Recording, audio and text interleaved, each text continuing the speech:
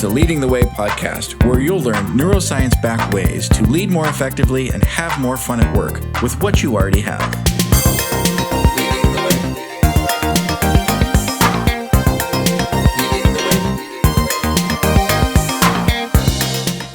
Hey there, it's Chris from Leading the Way. So excited to have you with us, and I'm super stoked to have this awesome guest, JL Heather. JL, thank you so much for being on the podcast and YouTube with us today. Before we jump into talking about leading without authority and how important that is and all the awesome skills and techniques and stories around that, I want to tell you a little bit about JL because you don't know how awesome he is, but I do. He spent over 20 years working in organizational development. So this is not his first rodeo.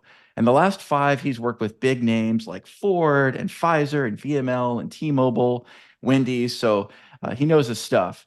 He's certified with every important coaching certification there is. So he's certainly done his time and knowledge and commitment to his craft. This isn't just something he's doing from the side of his desk.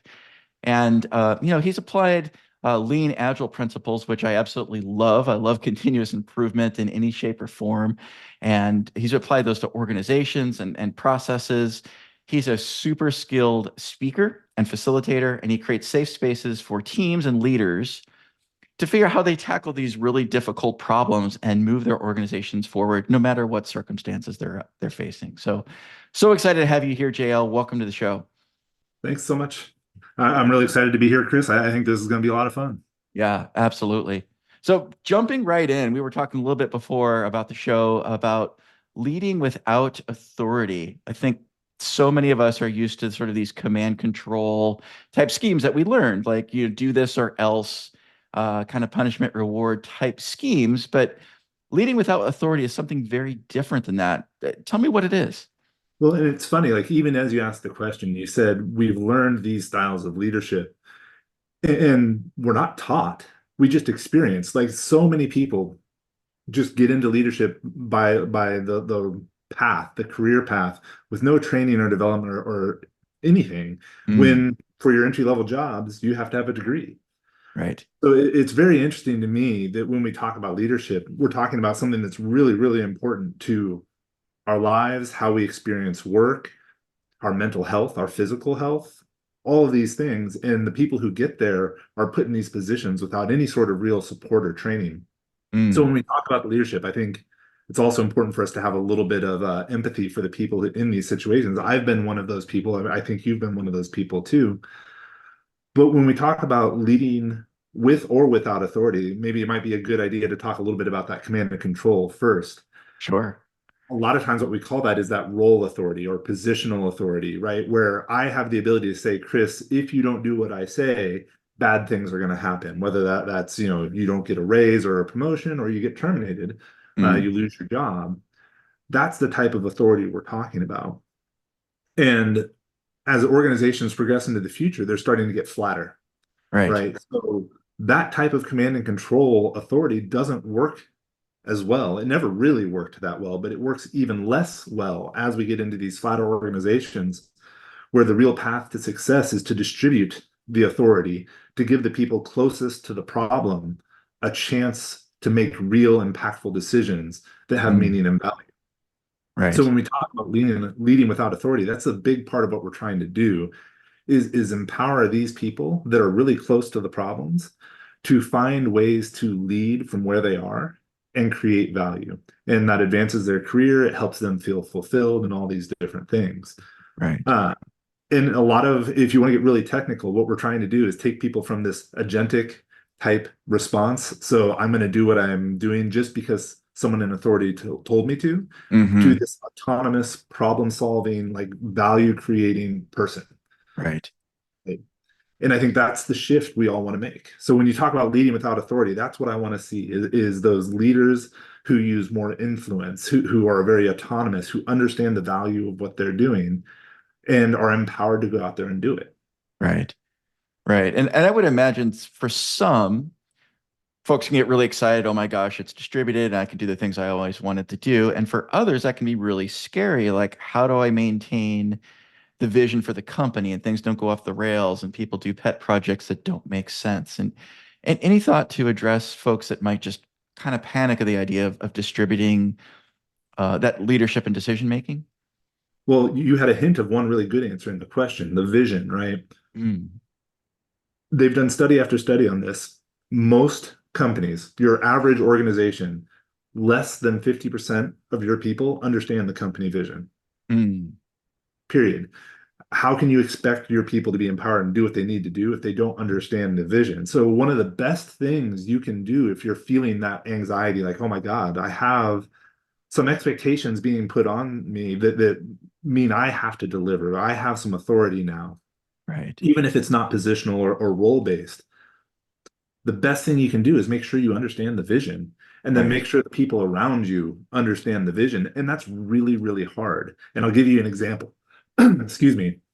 So let's imagine I have a list of, I don't know, 20 children's, like lullabies, like Hmm. Mary Had a Little Lamb, Twinkle, Twinkle, Little Star, those things, something we both know. Okay. Right. And I'm going to go through that list of 20. And on my desk, I'm just going to tap out the song. That's all you get, just the tapping. Okay. What percentage of songs do you think you're going to guess right? 10% maybe. Oh, you guess Yeah. lower than most. Most people guess somewhere in the 40 to 50%. Like Okay. that's what they think they can guess. Right. And they did this study, they called it the Tappers and Listeners study. And the goal wasn't to see how many people got right. The goal was to kind of see the interaction between the tapper and the listener. But Uh, I'll give you the spoiler up front. On average, people guessed right about 2.5% of the time. wow. And the funny thing is, when you look at the interactions between the tappers and the tappers, it wasn't like, oh, no, no, let me try again. I'll tap it out. No, it was like, my God, how do you not get it? It's so clear. Like, I just did it. I can't believe that you don't understand what I'm trying to communicate with these taps. Mm, And when they did the post interviews, what they found, the tappers, they were singing in their head as they went. It sounded simple, mm, right? Whereas the listeners, all they got was that little, rapping on the table. And that's when we talk about vision. So often that's the problem. We're spouting out the words that we think we need to talk about for to get the people to understand while we're singing the song in our head, and uh, the real communication isn't happening. right. So I think when we talk about how do you create value and lead without authority, some of it is just that effective communication of why what we're doing matters. Right. And there's lots of ways to lean into that and help build a solid foundation for that understanding. And some of it is just how do you make the message stick? So there's a great book out there. It's not new. It's called Made to Stick.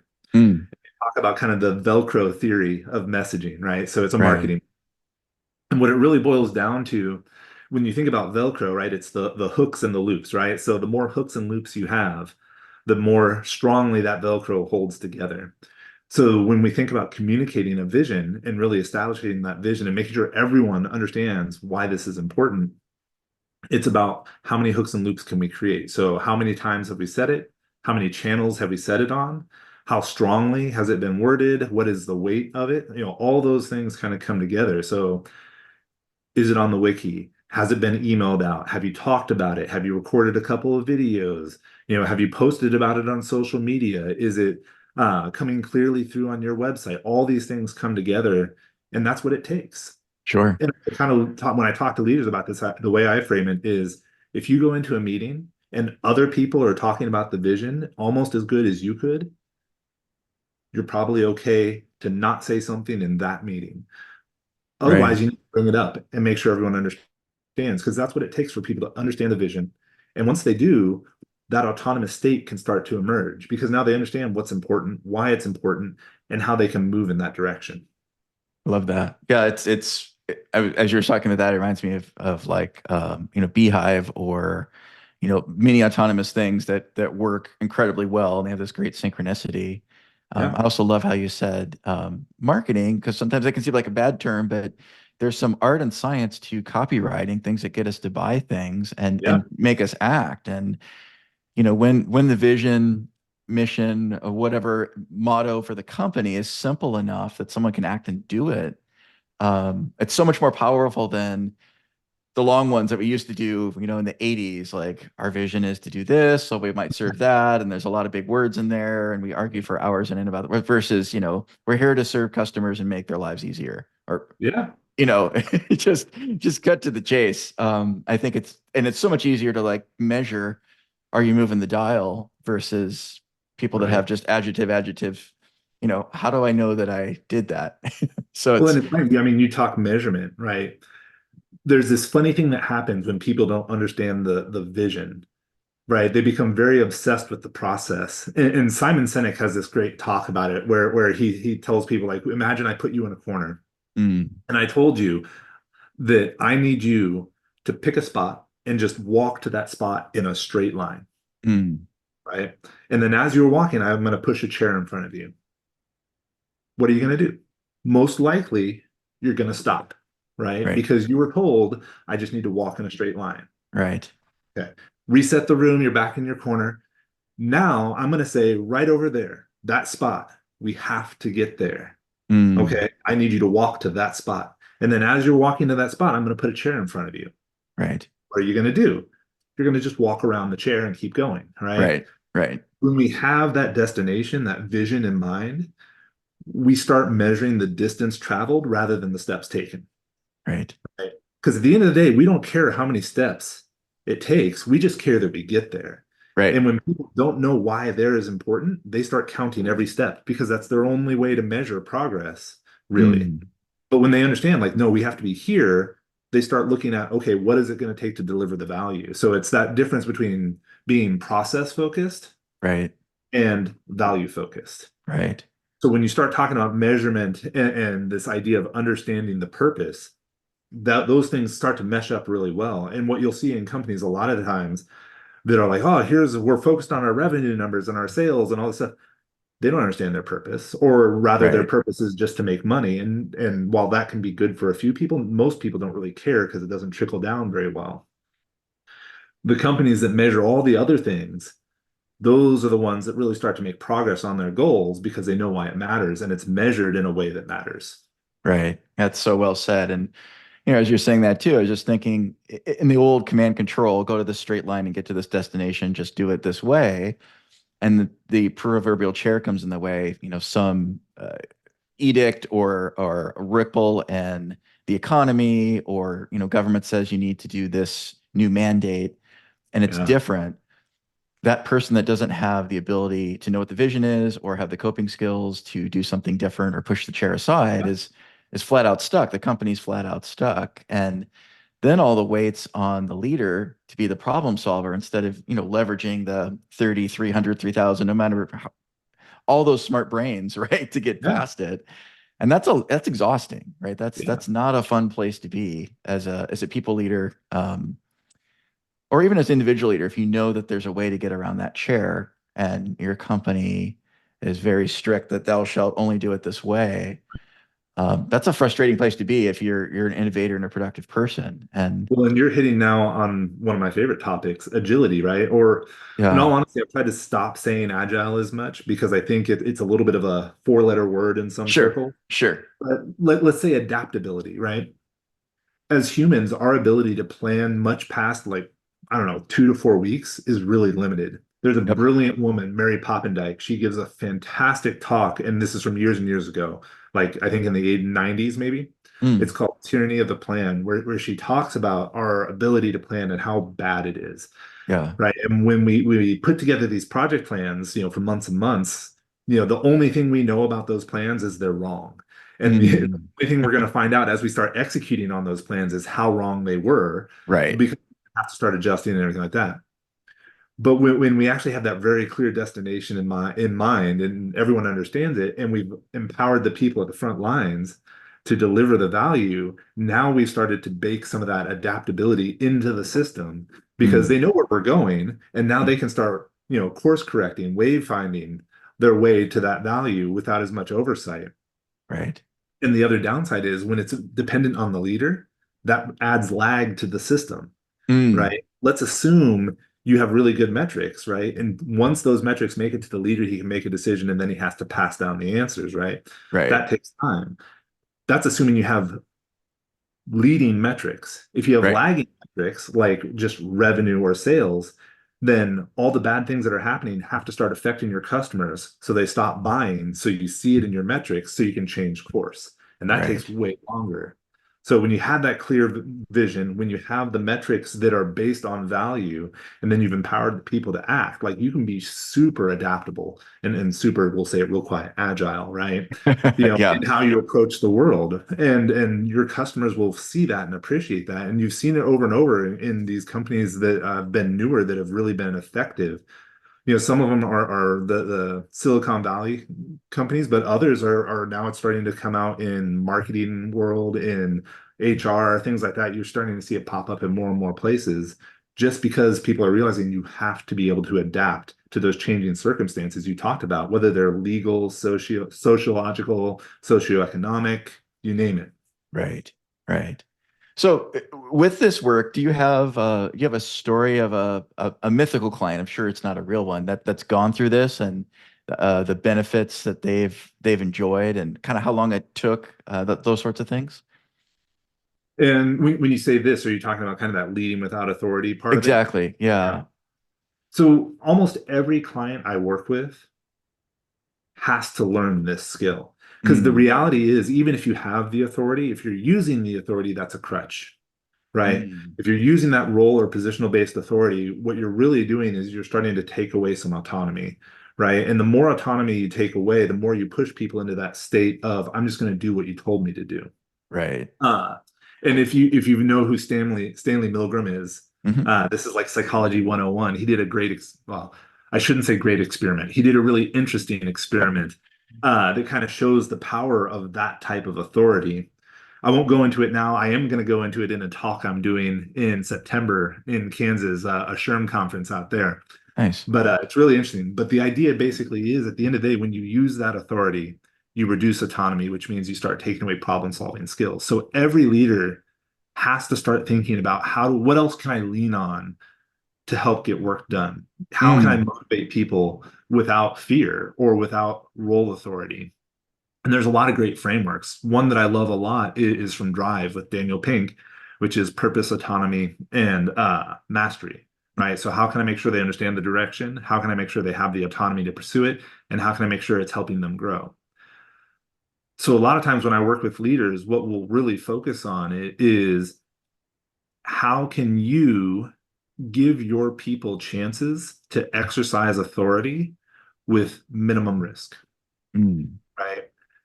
So often we look at the option of handing authority, of delegating authority, and we get kind of scared because then we start thinking, well, what's my job then? If I can delegate all my authority, why am I even here? right. It is you're not here to have the authority, you're here to empower the people to do the things and make sure this result happens. The more effectively you can delegate that authority and then support your people, so we'll call it servant leadership, that's the prevailing term. Yep. Effectively, your environment's going to support that type of work, and the more value you're going to be able to get out of your workforce. There's Liz Wiseman did some great research and showed that people who demonstrate a lot of the characteristics we see in servant leaders, and then a few others, she calls them multipliers. And when you compare those multipliers to the people who are more of the command and control, you'll see that the multipliers get about 2.1 times the amount of productivity out of their people. Mm, So whenever I'm talking to someone about how do you lead without authority, the first thing I say is start leaning into your influence. right. Start leaning into how do you make people feel like they belong and share a purpose, and then be a little bit vulnerable with people and start this cycle of vulnerability that will help you build trust. And then maybe lastly, and most importantly, don't forget to take care of yourself. Yeah. Because I'm a firm believer that you can't lead anyone if you can't lead yourself first. Right. And you can't take care of anyone if you can't take care of yourself first. Uh, 100%. so the more you can kind of lean into those things, the better off you will be. Yep. Absolutely. One thing I think for folks listening to be aware of too is, when you think about organizational change and change management, a lot of times we're used to this. It has to be really slow and it takes forever, and you've got to talk to everyone about it. And some of that's true. Like people change requires that sort of effort, but there are also tools like the design sprint you talked about. Hmm. I know you're headed to Europe to do one with a client soon that happen really fast, like 5 days to go from, or shorter, to go from ideation to something you show a customer and get feedback. And that moves it out really quickly, and it's making heavy use of, the shared leadership because you have a small number of people making decisions really rapidly Right. to prototype something. And people talk about fail fast, but it's get information fast and build fast. It's happening. You're not really seeking to fail. You're seeking to build quickly and more on target to serve people. I'm Yeah. just curious of, what sort of revelations have you seen as you've done these design sprints, which, folks are used to like 90-day cycles to get a product to market or longer. And 5 days, like, is that really possible? What sort of results have you seen with your clients? So so to kind of go back to the first thing you're saying, like change can be fast, doesn't have to be 90 days, all these different things. Right. There's a lot of advantages to going all in, right? One Mm, of the biggest problems with change is the slow roll, right? yeah. Yeah. You lose your momentum, the buy-in dwindles. And to be honest, that's one of the reasons design sprints, to your point, are so effective, is that is one, an all-in moment, right? Decision Mm, makers are there. The goal is to make decisions in the room, and by the end of it, test a solution to see what's going to work. So when you go out and actually start executing, you have answers, right? You know, rather than risk, right? right. The opposite of risk is knowing, right? That's kind of the way I look at it. You also mentioned that concept of failing fast, which I'm with you. I hate that concept. If I talk about failure, I tend to talk about how do we get smart about failure? How do Mm, we fail smarter? Because the whole goal, and this comes to life in a design sprint really well, is to experiment, right? right. So many organizations say we're going to do this big thing and it's going to be amazing. Everyone just wait, it's coming, right? Right. That's setting yourself up for failure. Break it down into smaller chunks, rapidly test over time, and adjust your path as you go. And I guarantee you're going to get to something just as big. You're going to get there faster, and it's going to be better and higher quality as well, which means you're going to make more money, right? You're Mm, going to deliver more value. mm, So when you talk about the speed of change, it really boils down to kind of those all-in moments, whether it's a design sprint to focus on a specific problem, like how might we do something, yeah. or if it's bigger in terms of an organization, you may want to run a couple pilots. That's fine. But once you find one that works for you, just go, Right. right? The longer you wait, the slower you roll it out, the more painful it's going to be, and the harder it is to be finished. And you're going to end up bottoming out at your J curve, right? So when we think Yep. about organizational improvement, there's always this J curve. Like you make a change, things get worse for a little bit before they start to get better. And if you slow that down a lot, you are going to bottom out at that bottom of the J curve where things got worse, and you're going to be like, "Oh, this was really painful. We got to stop," and you've ended up making things worse. And we see it Right. over and over in organizational change. That J curve is the killer, and the faster you get through it, the happier everyone is, and the less organizational momentum you're going to have to fight to make your change stick. Right. Right. Oh, that's excellent. I mean, the only other thing that comes to mind, I think, for, maybe a traditional or older leadership scheme, is senior leaders can attach like an ego to I get to make the decision, right? And you've got to let go of that or change that a bit in this model. I think I would argue the win, and I've been in that, and I've been a person that honestly in the past have had an ego attached to that. I got a director level and I get to make these decisions, but very quickly you learn that comes with a massive weight versus um, distributing that, letting others make it, and being comfortable with you've got folks smarter than you on your team in certain areas, and that's okay. And I'm curious, as you've done this and seen this shift, have other senior leaders struggled with that? A little bit letting go of the ego or shifting of that? Oh, absolutely. I mean, even as leadership has evolved over the last decade, and you've had people like Simon Sinek, Brene Brown, Amy Edmondson, you name it, start talking about these concepts more and more. I think what you're hitting at is less of a leader problem and more of a human problem, right? We Mm, all want to feel important. We hmm all want to hmm feel valued. And at a certain point, you have to really think about what is it that makes your contribution valuable. Right. And every leader goes through this probably 2 points of change. Yeah. One is from individual contributor to non-individual contributor. Right. right? Where I'm managing people for the first time and I am being evaluated not on the work I've done, but on the value my team is producing. Yeah. And that's really hard. A lot of people really struggle with that because so much of their identity to that point has been, I do this work that's really valuable and people love me for it. Mm. Now I can't do all the work that's being asked of me. That's why I have a team. Yeah. And I see a lot of leaders still try and do all the work, right? Either through micromanagement or other poor behaviors, right? And that has to be a shift in perspective, where Wow. the thing that makes me valuable is no longer my knowledge of how to do this. It's how effectively I can get my team to adopt that, to absorb that knowledge and adopt ways of working that are best for them and shepherd them to produce value that is greater than any one of us could have produced on our own. Right. That's the first one. Now, the next one is as they get more and more senior, a lot of times they're being valued for their industry knowledge, for their vision, and all these Mm. things. And this second shift is now that there's no way one person in most industries can know enough to really effectively do it all, to know it all, to set the vision by Right. themselves. Right. And the shift now is so you've mastered the concept of getting a team to produce value, and maybe even multiple teams with their own managers to produce value. Now, what you have to start doing is stepping back from this idea that I can set the vision and I know exactly where we should go to I need to work with all the people who know just as much or more than I do, and maybe just in different spaces, Mm-hmm. and collaboratively set up a vision and a direction that's going to be successful. So that I am not the sole answer for that portion of it. So those are kind of the two stages I see leaders struggle, and as they get to the other side of each of those, there's a lot of relief, empowerment, and balance. And I can't remember exactly what the statistic is. Let me see if I can find it real quick. Okay, this was done from a Workforce Institute survey. It was a few years ago, right around 3,500 people surveyed. 40% of the C-suite executives said they would likely quit within the year because of work-related stress. Wow.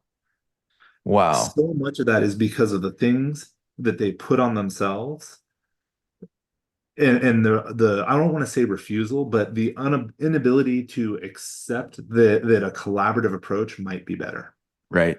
right? I think when there needs to be a shift where our goal isn't to make C-suite executives stay by just paying them more and more and more and more and more. Our Right. goal is to make C-suite executives stay because we've put them in an environment with the support that they need to really thrive and Mm. collaboratively lead a company. When that Right. happens, I think people are a lot more mentally healthy and probably physically healthy as well. For sure. For sure. And that churn is so disruptive, not just to that executive, but the whole org. And Yeah. yeah, you're right too. I haven't seen that study, but I just in my own, work world over the last 30 years, it was not unusual to see a C-level, a VP leave every 18 months to 3 years, and Right. not just in tech, like and Yeah. older industries. And that's some of that, I get because you're bringing in some special forces for a time, and that makes sense, but that shouldn't be the entire, organization shifting. Well, And and so it's pretty clearly understood that on average, it costs about a third of a person's salary to replace them. wow. And I guarantee those executive salaries are not insubstantial. Right. So if you can keep those executives happy and in place, Yeah. one, you'll save a lot of money by not having to replace them. And two, that satisfaction, fulfillment trickles down. It trickles down naturally, right? The people around them will feel that. If Right. they're happy, they tend to help make their leadership teams happy, and that trickles down, right? Yeah. I mean, it doesn't, you have to act because you typically have a bad actor somewhere in the system, but there is some top-down approach for that. And that's a lot of value. And Yeah. I do think one of the key factors that you can use to help promote that type of value within your organization is leadership coaching, executive coaching, you name it, Right. because that really helps people shift their perspective. Yep. And when you're so busy and everything, sometimes you're not even aware of the perspective you're holding right then and how it's damaging and not as valuable as it could be. And taking just an hour every once in a while to step back, examine what might be better and shape that perspective a little bit. And then your behavior kind of naturally flows out from that. So it can 100%. be really beneficial to an organization. No, 100%. It's I talk about it. 100% agree. Blind spots, right? When you're driving, you have to look over your shoulder. Yes, I know we have cameras now, but to make sure you're not going to smack into the car next to you. And Yeah, that happens in organizations too, right? You're in it, you're in the zone, you're professional, you're doing your thing, and you forget the blind spot thing here that you might even be aware of. And coaches are incredibly helpful in that spot, or trusted advisors, whatever works for you. But yeah, and clearly you're incredibly skilled, JL, at this. I love the discussion and how everything's anchored in fact and examples. And this isn't some woo sort of thing. There's a lot of Mhm. science. Yeah, there's some art to it as well. And I don't want to make fun of the Absolutely. woo stuff. It's important in the mix as well too. But there's some hard science and data that shows we don't have to be stuck in these old patterns that Right. really aren't serving us in 2024, and probably haven't been for the last decades, but really Forever. aren't now as the world's changed, and change is happening at a faster and faster pace. Different age groups have different needs and wants and expectations because of that. So just awesome stuff. I'm curious, what's the best way for listeners to engage with you if they think they'd be served by working with you? Yeah, so the company that I started is called Centered. You can reach us out at centered.work. As you can imagine, all the .coms seem to be taken these days. Right. But yeah, www.centered.work or JL Heather on LinkedIn. You can find me there. I tend to post pretty regularly and engage with people there quite a bit. And then I'll be down in Mulvane, Kansas, of all places, in September for the SHRM Kansas conference. So if you're available to come down there in September, that would be great as well. I think there's usually like 400 or 500 people down there for those sorts of things, and that'll Nice. be a lot of fun. But those are probably the best ways. Nice. Nice. And listeners, we'll be sure to put those in the show notes. So if you're jogging or driving or something else, please don't get in an accident or fall off the treadmill. But we'll have all Focus. that for you. Jill, before we close out, I always like to ask all of my guests, what's something you're thankful or grateful for? This could totally lead to a whole bigger conversation. So Centered is something I've been doing for about 7 to 8 years, mostly as a side gig. In February, I was laid off from my job at the time and made the decision to kind of go into Centered full time, and it's gone really, really well. So it may sound really weird to say this, but I'm actually pretty grateful for the kick out of the nest Yeah, that I got in terms of in the form of a layoff that really pushed me into doing the thing that I love doing the most full time. So that's probably maybe a weird answer, but yeah, getting laid off, I'm actually pretty grateful that happened. that's a great answer and great perspective. Way to take something that, folks might see as negative and finding the positive and making it happen. And congrats on your success, JL. And Thank you. thanks so much for being on the podcast. And listeners, make sure to subscribe and like and all those wonderful things so you see other awesome guests just like JL, and have a phenomenal day ahead. Keep leading the way.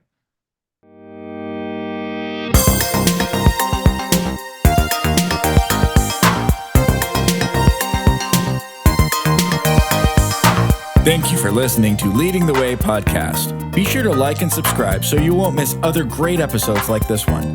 And if you're ready for more in your workplace, be sure to go to aintent.com. You'll find lots of free tools, assessments, and ways to engage directly with us to get your own epic results. We'll see you there.